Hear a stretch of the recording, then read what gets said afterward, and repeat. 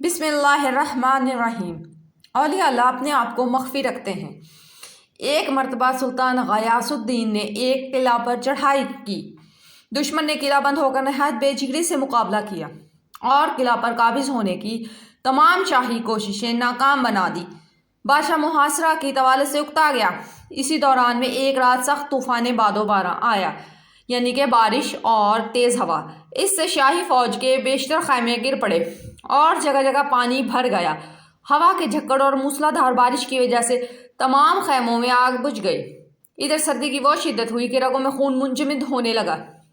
اس حالت میں بادشاہ کا خادم خاص یاستہ بادشاہ کے لیے وضو کا پانی گرم کرنے کے لیے آگ کی تلاش میں نکلا۔ اسے دور ایک جگہ روشنی نظر آئی۔ وہاں پہنچا تو دیکھا کہ ایک خیمہ کھڑا تھا اور اس میں چراغ جل رہا تھا۔ اس کی روشنی میں ایک درویش سورت سپاہی قرآن حکیم کی تلاوت کر رہا تھا۔ خادم پر ہیبت چھا گئی اور اسے آگ مانگنے کا ہوش ہی نہ رہا۔ درویش نے خود ہی سر اٹھا کر پوچھا، کیوں بھائی، آگ کی ضرورت ہے؟ خادم نے اس بات میں جواب دیا تو درویش نے کہا، جتنی آگ چاہے بے دھڑک لے جاؤ۔ خادم نے خیمے کے اندر داخل ہو کر ایک لکڑی سلگائی اور شاہی آبدار خانہ میں آ کر حمام گرم کیا، لیکن اس واقعے سے اس کے دل میں بڑی بے قراری پیدا ہو گئی۔ صبح کاذب کے وقت مشق لے کر پھر اس درویش کے خیمہ پر گیا۔ دیکھا تو وہ درویش خیمہ میں موجود نہ تھے۔ ادھر ادھر دیکھا تو کچھ دور ایک تالاب نظر آیا۔ وہاں وہ درویش وضو کر رہے تھے۔ خادم ایک گوشہ میں کھڑا ہو گیا۔ درویش نے فارغ ہو کر نماز فجر ادا کی اور اپنے خیمہ میں آ گئے۔ خادم اب تالاب پر پہنچا تو دیکھا کہ جس جگہ درویش نے وضو کیا تھا وہاں کا پانی گرم تھا، حالانکہ سردی کی شدت سے ارد گرد کا پانی جم گیا تھا۔ خادم نے اسی جگہ سے اپنی مشق میں پانی بھرا، اس کو لے کر آبدار خانے میں گیا اور اپنی عقل سے معلوم کر لیا کہ یہ سب اسی درویش کی عظمت و برکت کے سبب سے ہوا ہے، لیکن اس راز کو دل ہی میں رکھا۔ دوسرے دن فجر سے کچھ پہلے تالاب پر پہنچا اور پانی کو دیکھا کہ جمع ہوا ہے۔ وہ ایک درخت کے پیچھے چھپ کر بیٹھ گیا۔ اتنے میں وہ درویش تالاب پر آئے اور اس کے کنارے پر ایک جگہ بیٹھ گئے۔ ان کے سامنے پانی نے اسی وقت جوش مارا۔ انہوں نے وضو کیا اور تشریف لے گئے۔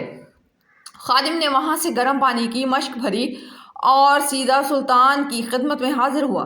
سلطان اس وقت دربار عام میں بیٹھا ہوا تھا۔ خادم نے دست بستہ عرض کی کہ حضور، اگر میرے ایک راز کو خلوت میں سنے تو گوش گزار کروں۔ سلطان نے خلوت میں یعنی کہ تنہائی میں جا کر اس کو اپنی بات کے کہنے کا موقع دیا۔ خادم نے تمام واقعات منوان سلطان کے گوشے گزار کر دیے۔ سلطان بہت حیران ہوا اور خادم سے کہا کہ کل ہم بھی تمہارے ساتھ چلیں گے۔ تم میری خوابگاہ کے باہر ٹھہرو اور وقت معینہ پر مجھے جگا کر ساتھ لے جانا۔ جب رات ہوئی تو سلطان خوابگاہ میں چلا گیا اور دروازے کی کنجی خادم کے حوالے کر دی۔ جب 2-4 گھڑی رات باقی رہ گئی تو خادم نے دروازہ کھول کر سلطان کو جگا دیا۔ سلطان مسلح ہو کر باہر نکلا اور خادم کے ہمراہ تالاب کے قریب ایک جگہ چھپ کر بیٹھ گیا۔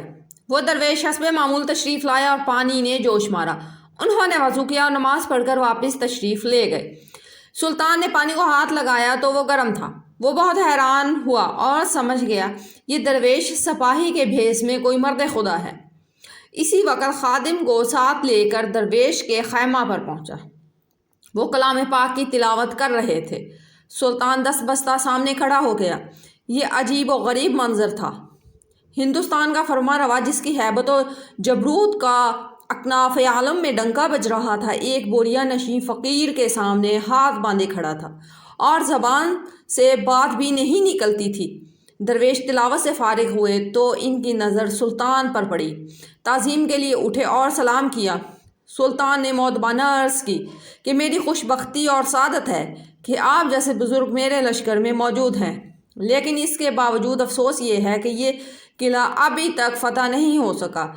دعا فرمائیے کہ اللہ تعالیٰ لشکر اسلام کو فتح عطا فرمائے۔ درویش نے ہر چند اپنے آپ کو چھپانے کی کوشش کی، لیکن سب بے سود، کیونکہ سلطان جو اپنی آنکھوں سے ان کی کرامت دیکھ چکا تھا کس طرح نہ مانا۔ آخر انہوں نے دعا کے لیے ہاتھ اٹھائے اور سورہ فاتحہ پڑھ کر فرمایا، اسی وقت حملہ کرو، اللہ تعالیٰ فتح و نصرت عطا فرمائے گا۔ سلطان خوش خوش رخصت ہوا اور لشکر میں پہنچ کر اسی وقت قلعہ پر دھاوا بول دیا، محصورین نے بہت جلد ہتھیار ڈال دیے اور قلعے کے دروازے کھول دیے۔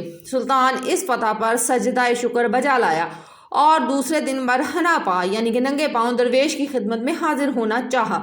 انہیں بادشاہ کے ارادے کا علم ہوا تو انہوں نے اپنا تمام مال و اسباب فقراء میں تقسیم کر دیا اور خود ایک کمبل اوڑھ کر لشکر سے چل کھڑے ہوئے۔ بادشاہ ان کے خیمہ پر گیا تو اس کو خالی پایا۔ یہ درویش خواجہ شمس الدین ترک تھے۔ وہ شاہی لشکر سے نکل کر سیدھے اپنے مرشد مخدوم علاؤ الدین علی احمد صابر کلیری کے خدمت میں پہنچے۔ وہاں سے چند دن بعد ان کو پانی پت جانے کا حکم ہوا اور انہوں نے باقی زندگی اسی شہر میں اصلاح و تبلیغ کا فریضہ انجام دیتے ہوئے گزاری۔ یقیناً مسلمانوں میں ایسے عظیم بزرگ بھی گزرے ہیں، بے شک عظیم لوگ تھے، لیکن سوچنے کی بات یہ ہے یہ لوگ عظیم کیسے بنے؟ اس کا واضح جواب یہی ہے کہ انہوں نے تقوی اختیار کیا اور من چاہی زندگی کو چھوڑ کر رب چاہی زندگی گزاری۔ چنانچہ اگر آج ہم بھی تقوی اختیار کر لیں تو یقیناً ہم بھی کامیاب ہو سکتے ہیں۔